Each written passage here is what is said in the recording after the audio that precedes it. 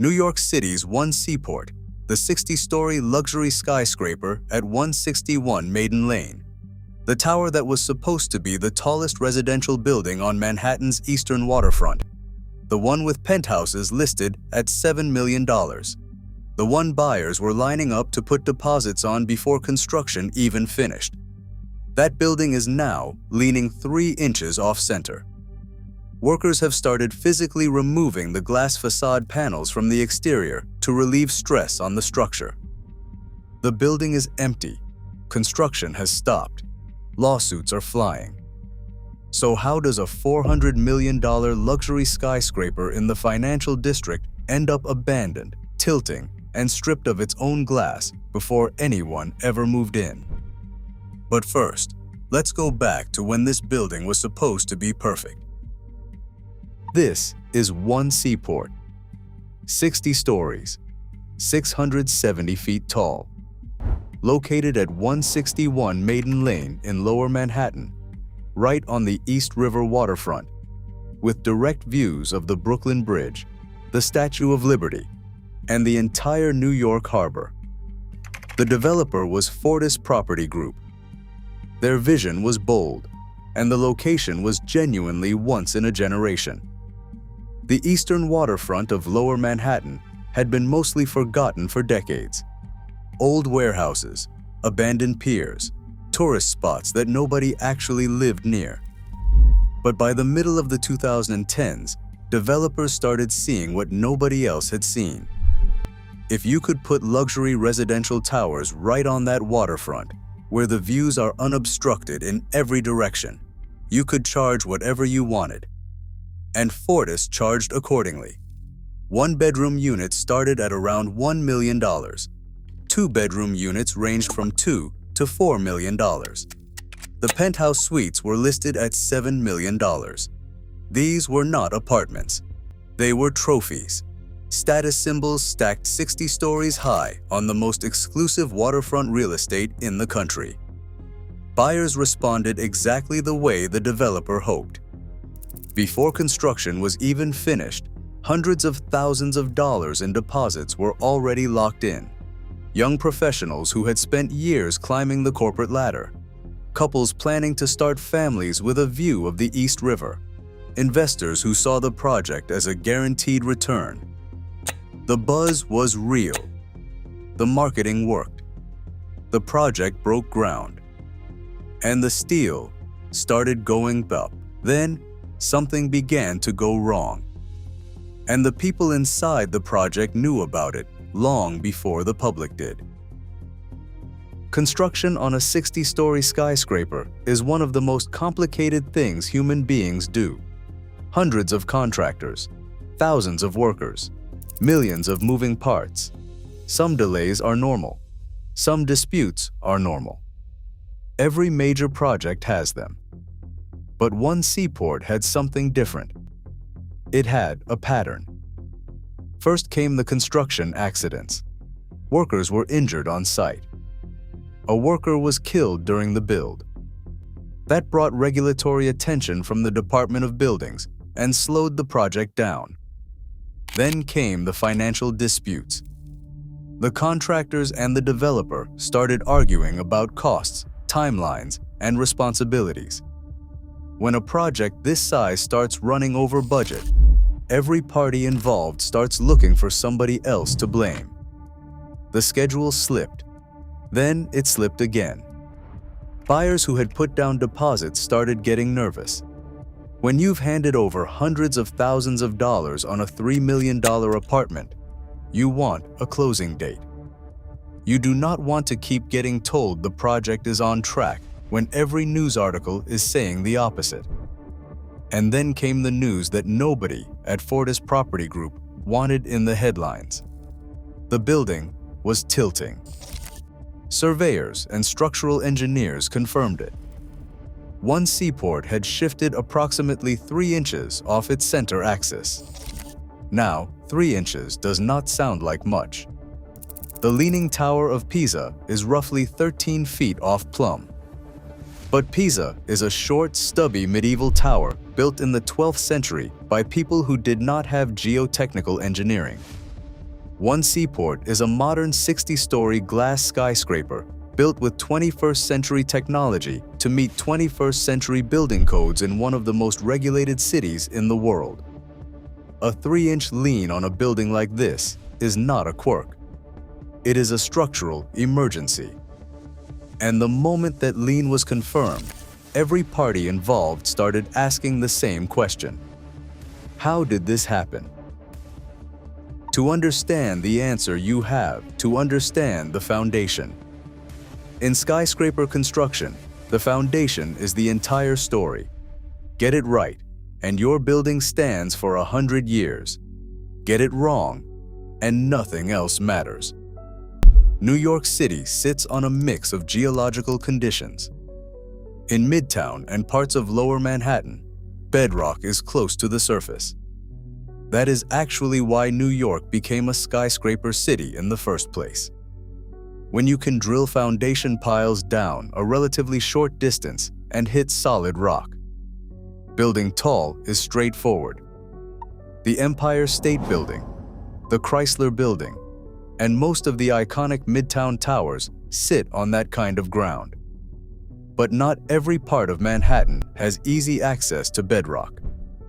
Near the waterfront, the ground is made up of softer material, fill, sediment, sand, and silt.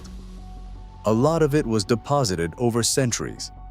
Some of it was literally dumped there when the city expanded its shoreline by filling in parts of the East River during the 1800s. This kind of ground is called soft soil or loose fill, and it is notoriously difficult to build on. One Seaport sits right on the East River waterfront. That means it sits on some of the worst ground in Lower Manhattan for a 60-story building. So how do you build heavy on soft ground? The standard, proven, industry-accepted answer is deep foundation piling. You drive long structural columns down through the soft soil all the way to bedrock or a stable load-bearing layer far below. It is expensive. It takes time. But it works. It is how the World Trade Center site was rebuilt. It is how every serious skyscraper on challenging ground gets built. There is a cheaper alternative. It is called soil improvement. Instead of drilling all the way down to bedrock, you treat the existing soil. You compress it. You inject it with grout. You mix in stabilizing agents to make it stronger. It is faster. It costs less. And it works fine for smaller structures or stable conditions. But soil improvement is almost never appropriate for a 60-story skyscraper on waterfront fill. The moment you put hundreds of thousands of tons of building on top of treated soil, that soil starts to compress. It settles. If it does not settle evenly, if one side compresses more than the other, the building above it starts to lean. That is exactly what the lawsuit alleges happened. The general contractor on the project was Pizzarotti, an Italian construction firm with experience on major projects around the world. They were hired by Fortis Property Group to build the tower. The relationship between Pizzarotti and Fortis started off normally and ended in court. When Pizzarotti finally sued Fortis, they made a specific and damning accusation. They alleged that Fortis, the developer, the client, the people writing the checks, had made a deliberate decision early in the project to cut corners on the foundation. According to Pizzarotti, Fortis chose soil improvement over proper deep piling specifically to save money. Rather than spending the additional time and capital to drive piles all the way down to bedrock, Fortis went with the cheaper, faster, structurally inadequate option. If that allegation is true, it means somebody in a conference room made a conscious decision to underbuild the most fundamental part of the building. The part that holds everything else up. The part you cannot fix without taking the whole tower apart.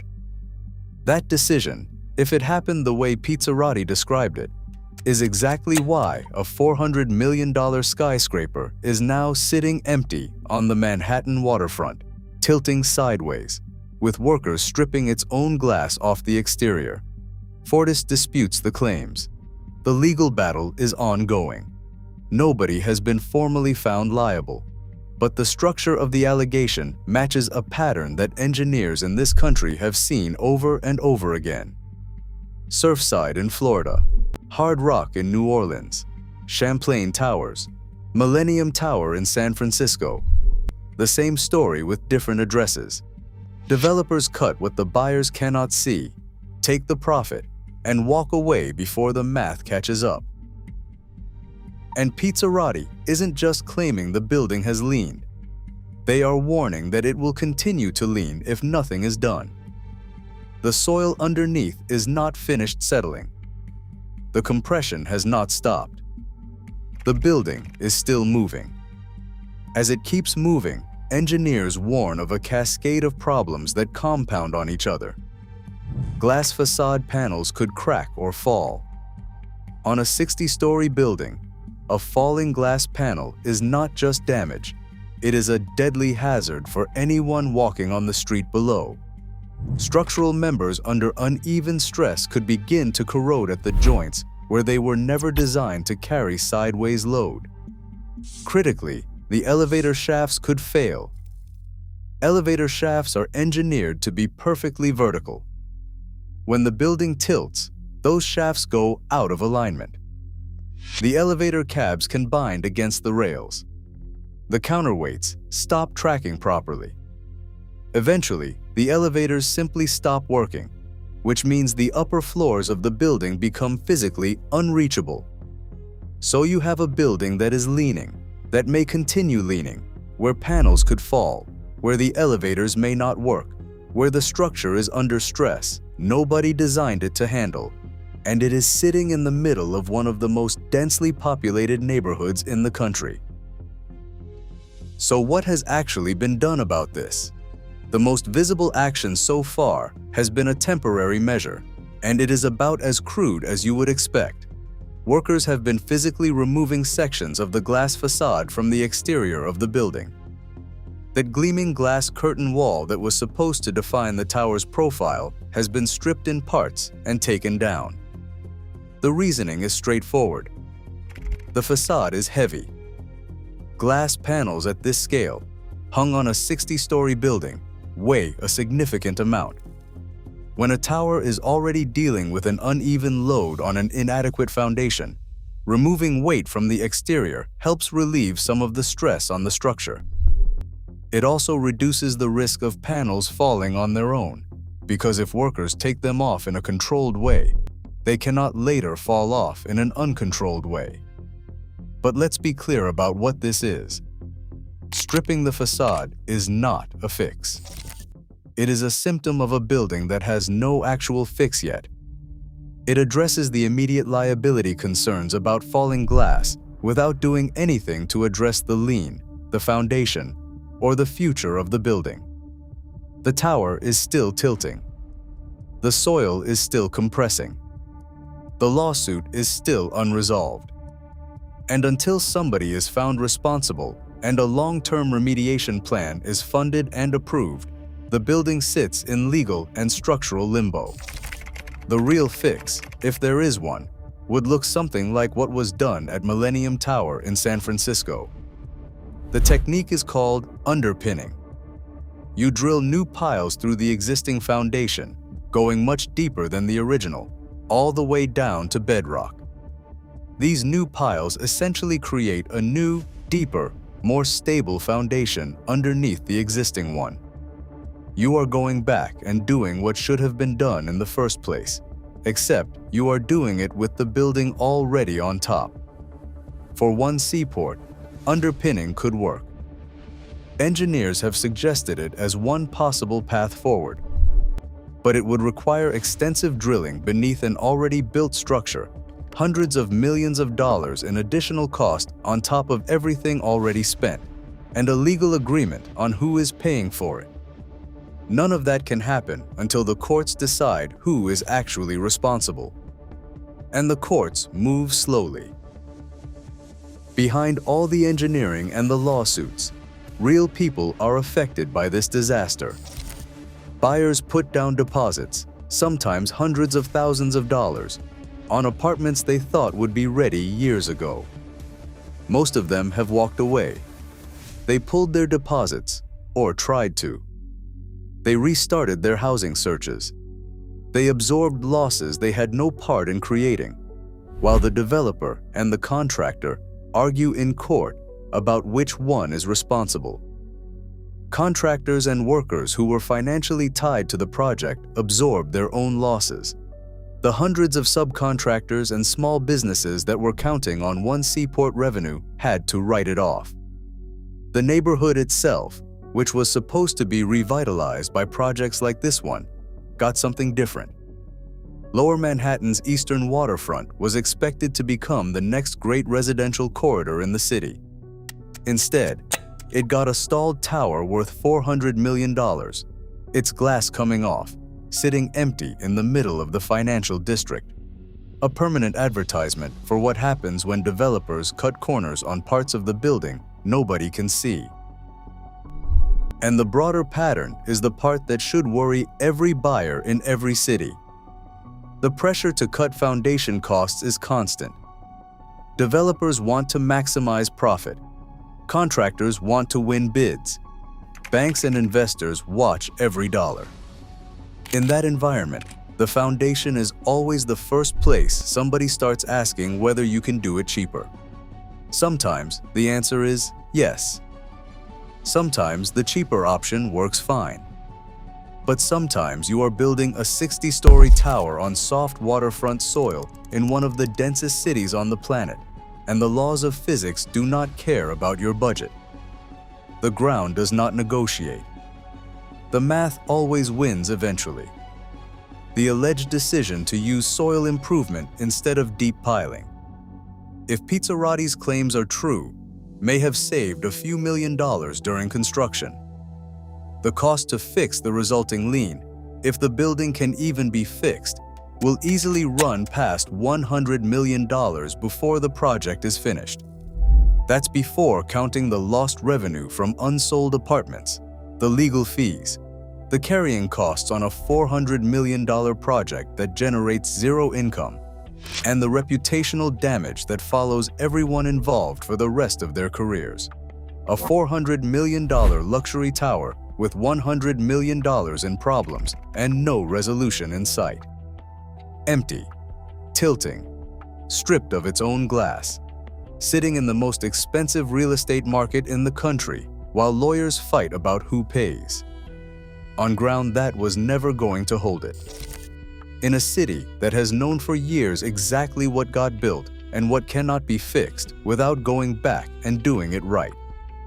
And somewhere right now, another developer is looking at another waterfront site, running another spreadsheet, and asking the same question that started this whole story. How little can we get away with?